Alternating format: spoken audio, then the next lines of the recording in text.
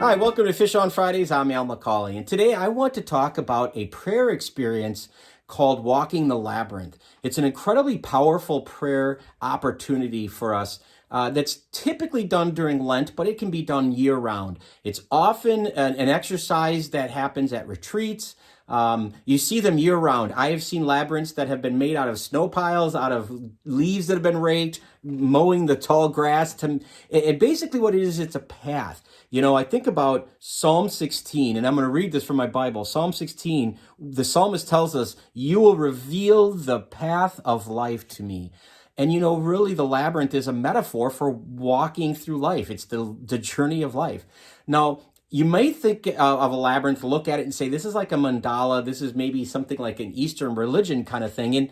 And you know, you'd be right. It's not specifically a Christian symbol because we have archaeological evidence of labyrinths that have existed 3,000 years ago in ancient Greece.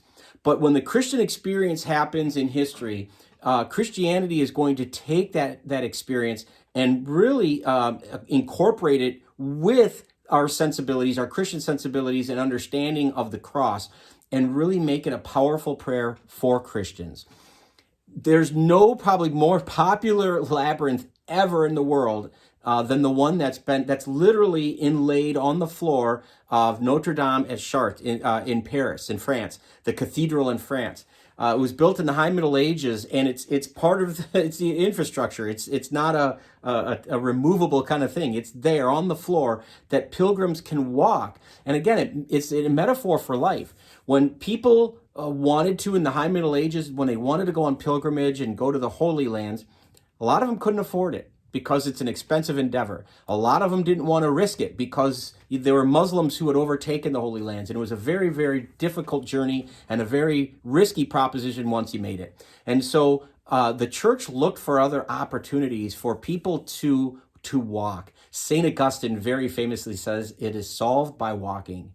I think about how many times I go for a walk every day, every morning, and I think about how many times I could just pray, or I can kind of clear my head. And if you walk, you know what I speak. You know, it's a very powerful thing to walk and just be alone with your thoughts and your prayers.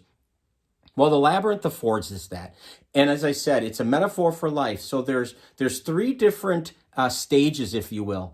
It's the walking in and then following the windy, circuitous path to the center. The walking in is that cleansing. It's the breathing, to be aware of your pace and to think about all of those things that are on your mind and on your heart that you want to give to God, that you need better focus on or clarity of. And then when you get to the middle, that part is called illumination. It's where a lot of people who will walk the labyrinth will sit at that point, or they'll kneel, or they'll just stand for several moments in silent prayer, contemplating everything that they've just experienced in the process of walking at the center. And they'll ask God for illumination.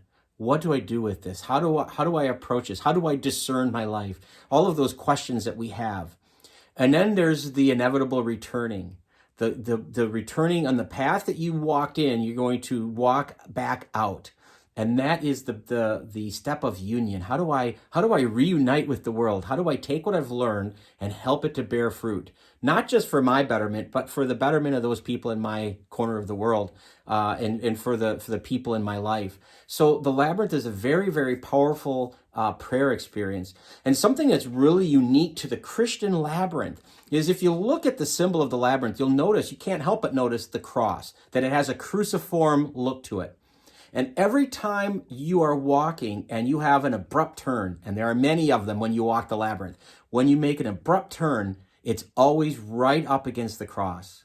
It's almost as if to tell us mentally that whenever there are those abrupt turns in life, when those obstacles that we run into, those about faces that we have to do, those unexpected moments that we have, that we as Christians know that it's right next to the cross, that Christ has not abandoned us.